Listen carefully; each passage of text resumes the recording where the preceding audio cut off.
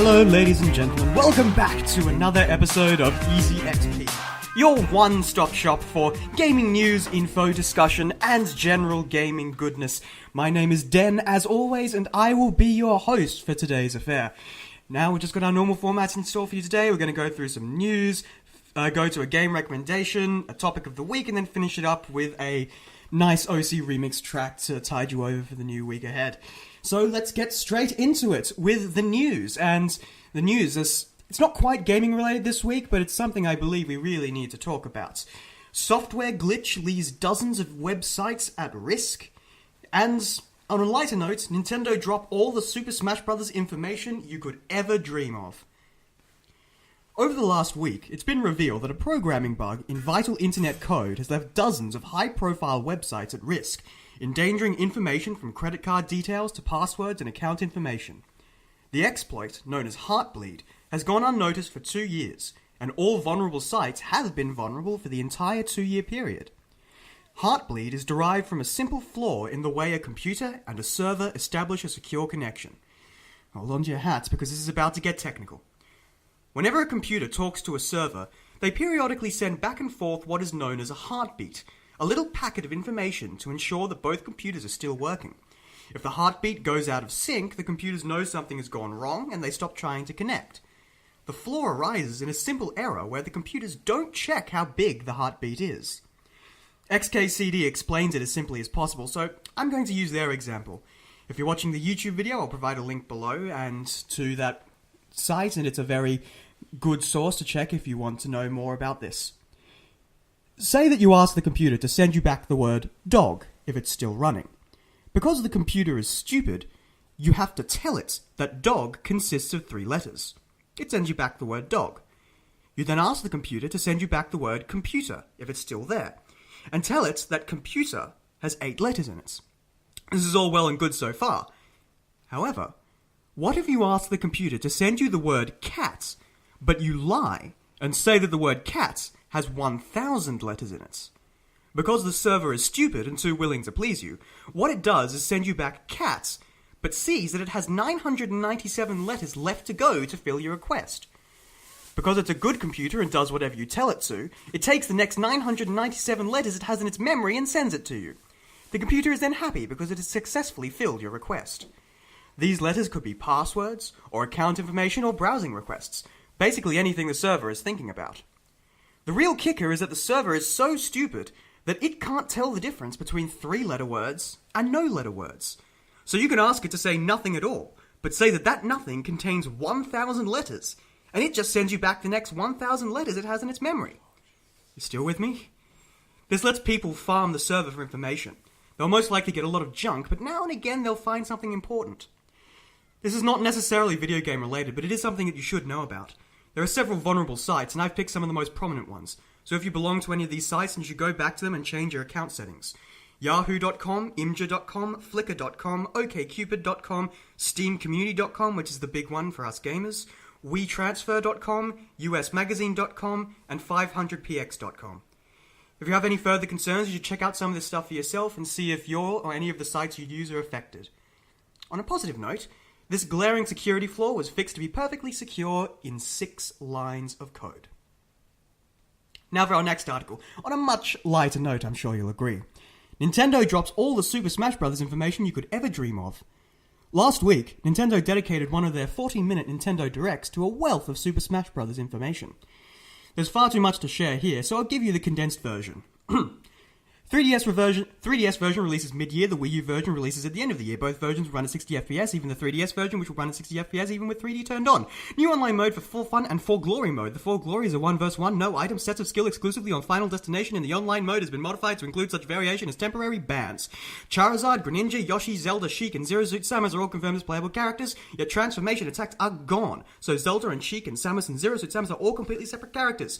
There is much more to go check out if you want to know this stuff for yourself. Now, as a professional gaming journalist, or I like to think so, as professional as I can possibly get, given the circumstances, I would obviously tell you this. This is all just a company trying to spin the hype machine, and you should take everything with a grain of salt, and you should obviously not dedicate anything until you're absolutely sure you know what you're buying into. You should wait until the releases come out and try not to be suckered into the trailers because, as has been revealed time and time again, companies can sometimes be a little bit deceptive with their use of trailers. And that's my professional, game journalistic take on things. Now, if I may, I'd like to present you with my personal, unprofessional opinion. Oh my god, did you see everything that was going on? There's Greninja going on, and then Charizard just swooped and is looking like Mewtwo, and it's just absolutely incredible.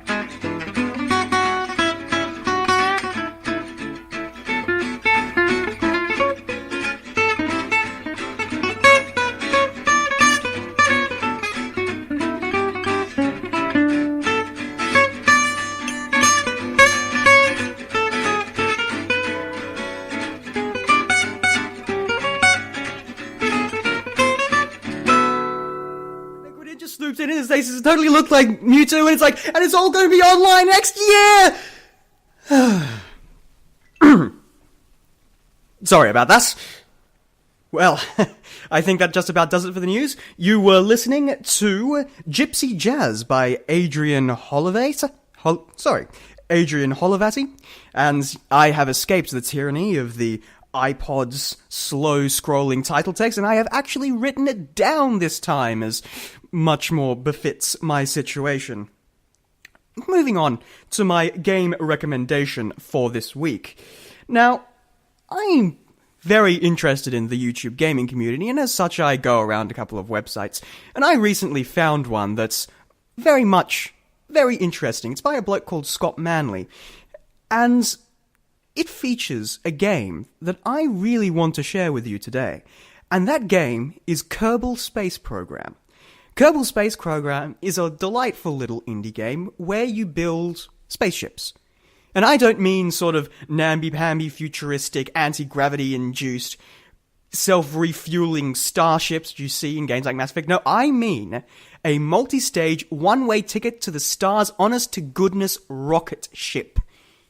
So, the game doesn't hold your hand with these sorts of things. It expects you to know a little bit of rocket physics to get going. If you want to travel to another planet, you're going to need to make sure you have all the thrust you need to get out of your planet's atmosphere and gravity well, and you've got to time your launch perfectly so that the orbits sync up so you can get into the proper area. You need to you have to calculate your velocities relative to the planets to figure out where you're going, and this is all, as a physics student, obviously I find this stuff absolutely amazing. It's, obviously it might be a little bit of a steep, difficult curve a little bit of a steep difficulty curve for some people who might not necessarily have interest in it, but if it's your thing, if anything about what I've just said tickles your interest, if you like physics, if you're very sad that NASA lost its funding and you want to see some good old-fashioned rockets to the stars again, and you want to try and see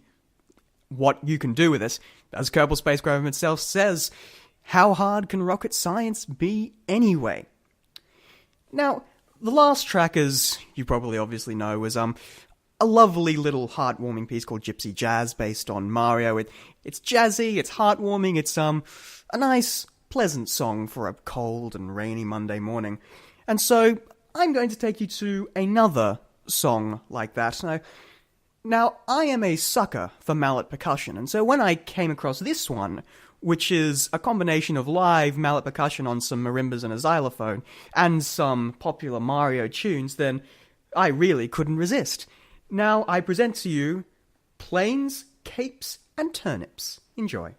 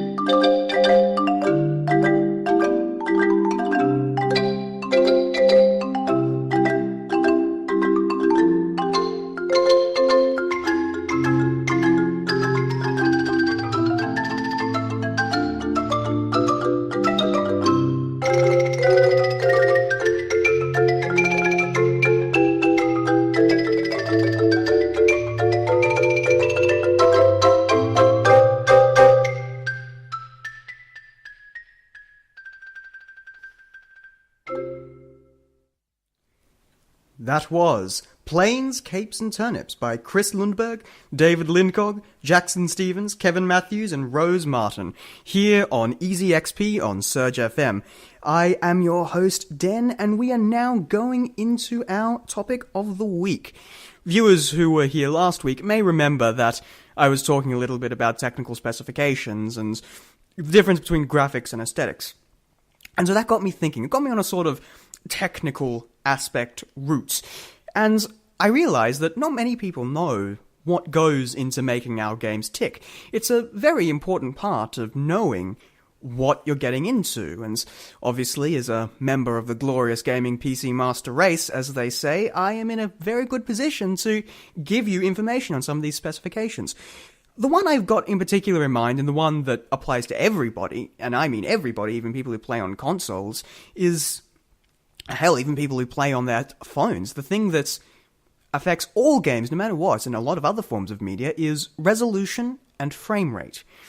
Now, to understand what these are, you sort of need to understand a little bit of technical stuff. Like, whenever a screen shows you an image, what it's really showing you is a series of pictures, a series of still frames at a number of times per second. And a resolution is the number of pixels, of little squares, that make up that picture. Now, when it comes to video games, it gets a little bit more complicated than that, because a video game, when it's running, especially 3D ones, they don't think in little squares. They think in 3D objects and simulations of worlds. So how do you get a 3D simulation of a world onto a screen? Well, you take a picture of it, obviously. Every so often, the game engine will take a picture of what its camera is pointing at and send that out to the screen. Now, that picture has a certain resolution, and that resolution can determine a certain number of things. Now, obviously, what you'd want to do is you'd want to take a picture of the game scene that's at the same resolution as the television you're outputting it to. So the current standard at the moment is 1080p, or 1080 pixels, down vertically down the screen. I am doing a hand gesture now, but obviously because this is a recorded show, you cannot see it. That's the ideal situation. That's what you want to have. However, 1080p, which is the current standard for video games, it takes a lot of power. And so, in order to try and squeeze out a little bit of extra power, developers thought, well, what happens if we don't take that first picture at the full resolution? What happens if we take it at something lower, say 900p, 900 pixels down the side instead of 1080? Suddenly the game starts taking a lot less power to run, and they can put some power into making it look better and better on the constant quest for graphical fidelity. And obviously, when it goes sent to the television says, hang on, this isn't my full resolution, I better scale it up. So it is my full resolution. And so the screen is still showing 1080 pixels by 1920 pixels, but it's a little bit different, because the source material was only 900 pixels wide. So what's the implication of this? Well, think about what happens when you try and scale up a picture in Photoshop that's far too small to begin with. When you scale it up, it gets all pixely and jagged and a little not nice. And exactly the same thing happens when you try to scale up a video game. The edges get a little bit jagged and everything loses a little bit of definition, which is why when it comes to these things, you want to try and match the native resolution of the screen naturally. But obviously, if you want to push out more and more pretty-looking games, then obviously you've got to make sacrifices somewhere, and resolution is one of the key contenders for this. Now, chances are, if you're playing on a console, you won't notice this, and with few exceptions, this only really applies to consoles. Hell, it only even really applies to one console. The Xbox One has received a lot of flack during its early release because it was rendering a lot of games at 900p, while the comparative PlayStation 4 was rendering them at a full 1080. A lot of them have since been patched to bring the resolution up to 1080p natively, but still, it's a little bit telling, as some people seem to think. And so, if you're playing on an Xbox, or if you're playing something on the television, chances are you won't notice the difference between rendering at 900p as opposed to rendering to 1080p. Sitting from a couple of meters away, you're not going to notice. Chances are you aren't. If you've got a 1080p monitor and you're sitting about, 30 centimeters away from that monitor, then yes, you will see it immediately and very obviously. And the problem comes when ports go from consoles to PC, but they still only natively render at the lower resolution. And so on the PC screen, where it's glaringly obvious these problems, you get all the jagged edges and all the pixelation and all the really nasty stuff you don't want to be happening to your game. Then there's the other aspect, and this is frame rate. Frame rate is something that I feel is horrendously overlooked when it comes to games, because a good, stable frame rate makes an excellent playing experience, and if you can hit these target frame rates, then it's going to be a much smoother, a much better experience for your game in the long run. But lots of developers seem to go straight to the frame rate when it comes to chopping out stuff. Instead of sacrificing the look of their game a little bit, they'll just cut the frame rate down a little bit to try and pump ever more lasting visuals. And this is a little bit of a problem. The industry standard, or what it should be, is 60 frames per second. Now, some people might be a little bit confused by this, because movies only run at 24. Well, it's because gaming is an inherently interactive medium, and the less time it takes to show your actions rendering on your character, the smoother and more tight, I suppose you might say, your experience will be. Now, lots of consoles generally only run at 30 FPS. For those out there who might not know the difference between 30 and 60, 30 is the bare minimum it takes to have a decently playable experience. Any lower, and anybody will notice that the game starts to look choppy. Now, this is a problem, because 30 to 60, that's a pretty big gap, and 60 frames is just inherently better overall. And, look, I know some people will say that you can't tell the difference between 30 and 60. That's not true. It really isn't. It's just so blindingly obviously the difference between 30 and 60, it doesn't even warrant mention. But obviously, frame rate is one of the first things to take a hit. But usually, they're getting better at that, obviously. Some of the new consoles' selling points were that they were pushing 1080p at 60 frames per second. And that's just a little rant on a Monday morning about some technical specifications. And hopefully, I won't have to come back to tech specs soon, because I know a lot of people find them boring.